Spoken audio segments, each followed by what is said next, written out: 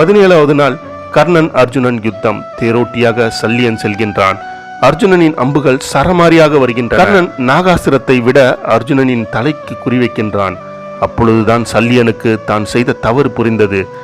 நம்மிடம் கற்றுக்கொண்ட வித்தையை கொண்டு அர்ஜுனனை காப்பாற்றப் போகிறார் கிருஷ்ணர் என்பதை அவன் உணர்ந்து கொண்டான். சாமர்த்தியமாக செயல்பட்டு தன்னிடம் இருந்தே தன்னுடைய வித்தையை கற்றுக்கொண்டாரே கிருஷ்ணர் என்று அவன் நினைத்து கொண்டான். நடந்ததை கர்ணனிடம் சொல்லுவது உண்ட வீட்டுக்கு செய்த துரோகம் என்பதால் கர்ணனிடம், கர்ணா, நாகாஸ்திரத்தை அர்ஜுனனின் மார்புக்கு குறிவை என்று சொல்லுகின்றான். நல்ல வீரன் தலைக்குத்தான் குறிவைப்பான் என்று கர்ணன் அதை மறுத்து விடுகின்றான். அர்ஜுனனுக்கு தேரோட்டியான கிருஷ்ணர் சல்லியனிடம் கற்றுக்கொண்ட வித்தை மூலம் தேரை பள்ளத்தில் விழுந்து எழ செய்தார். அர்ஜுனனின் தலைப்பாகையை தட்டி சென்றது அந்த அஸ்திரம்.